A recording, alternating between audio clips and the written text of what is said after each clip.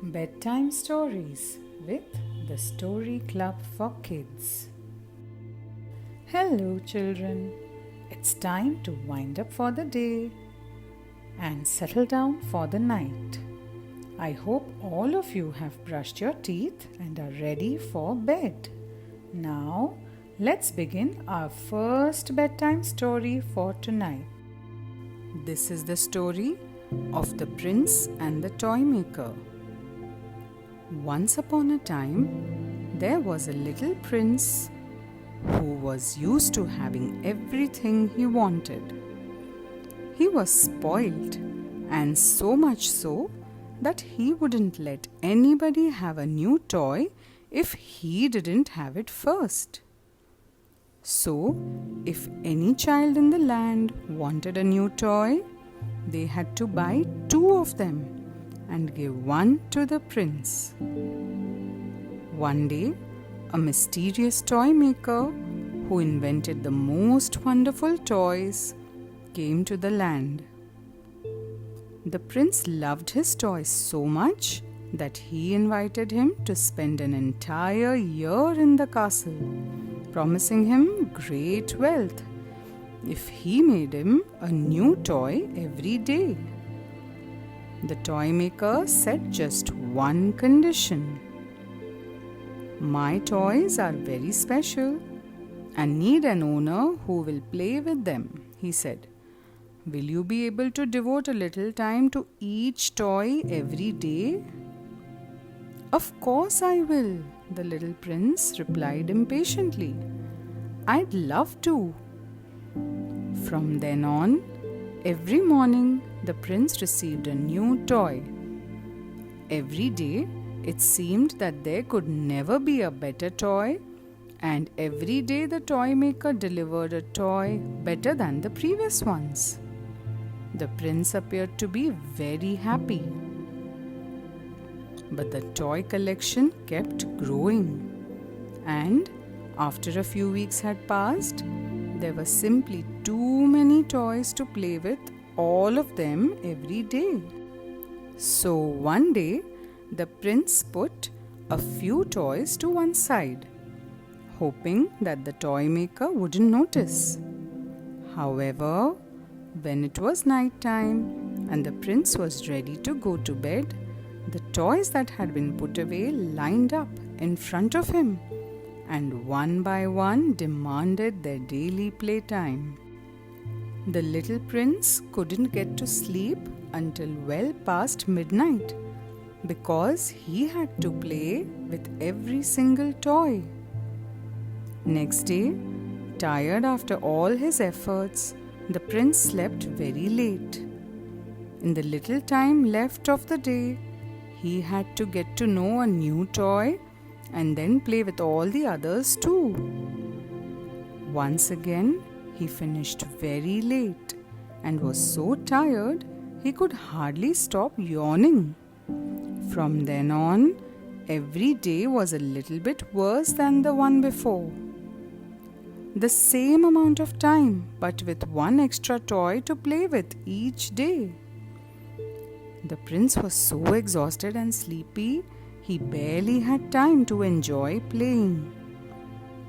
To make matters worse, the toys were getting more and more angry because the time he spent playing with each toy was becoming shorter and shorter. Within a few weeks, he only had time to go from one toy to another, eating as he played, talking as he played, bathing as he played, and even sleeping as he played. He was constantly changing toys, just like a terrible nightmare.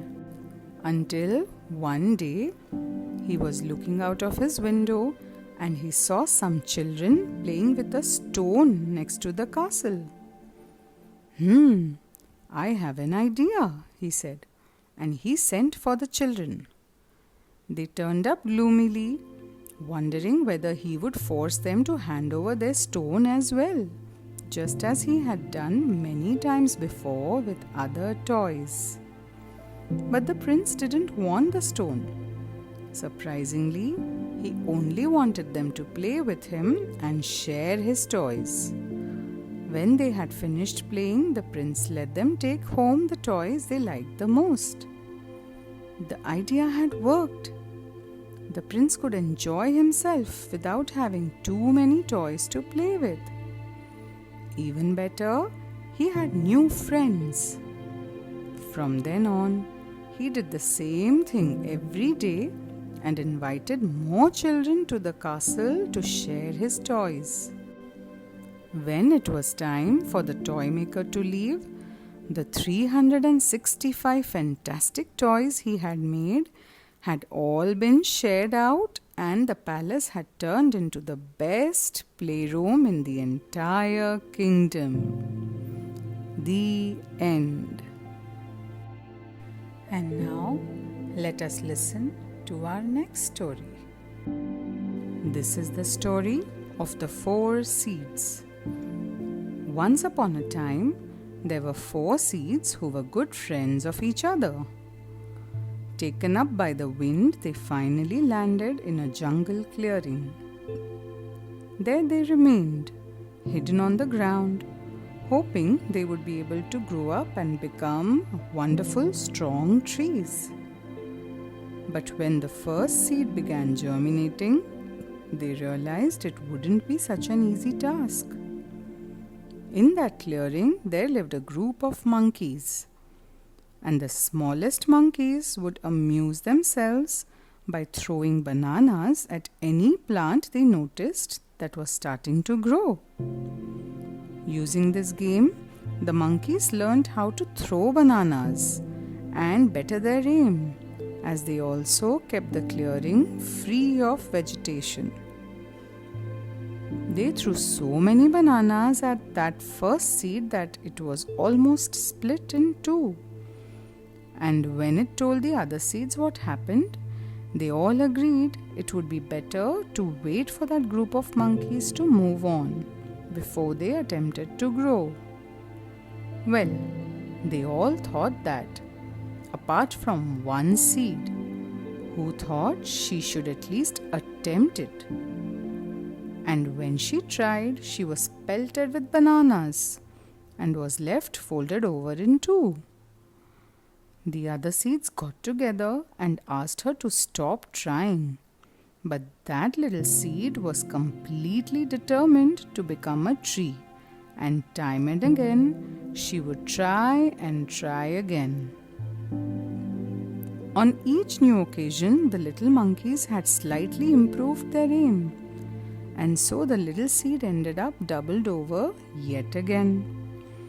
But the seed didn't give up. Every time the monkeys pelted her with bananas, she tried even harder, despite her friends begging her to stop and telling her to wait until the monkeys left. And so, for days, weeks, and months, this little plant was attacked by the monkeys, and she always ended stooped and doubled over. For a few days, she would manage to avoid the bananas, but then the next day, some monkey would hit her, and it would all start over again. And then one day, she didn't double over. She was hit by a banana and then another, but none of them managed to make her stoop. She had taken so many blows and hits and had been doubled over so many times that she was full of hard knots and scars that helped her to grow more strongly than the other seeds. So, her slim trunk got thicker and more resistant until it could withstand the impact of a banana. And she was already so well developed that no one could uproot her from the ground. And there she stayed, growing, growing, and growing. Thanks to the extraordinary strength of her trunk, she could continue overcoming all difficulties until she became the most majestic tree in the jungle. Meanwhile, her friends remained hidden in the ground and they continued as ever, hoping that those horrible monkeys would abandon the clearing, never realizing that those very monkeys were the only ones capable of strengthening the seeds' trunks by their method of throwing bananas to practice their aim, something that would prepare the seeds for all the problems they would confront during their days of growth. And that's how one brave and determined little seed overcame the difficulties and persevered into becoming a great, majestic, and wonderful tree of the jungle. The end. And that's all for tonight. Good night, sleep tight, and don't let the bedbugs bite. Bye bye, children.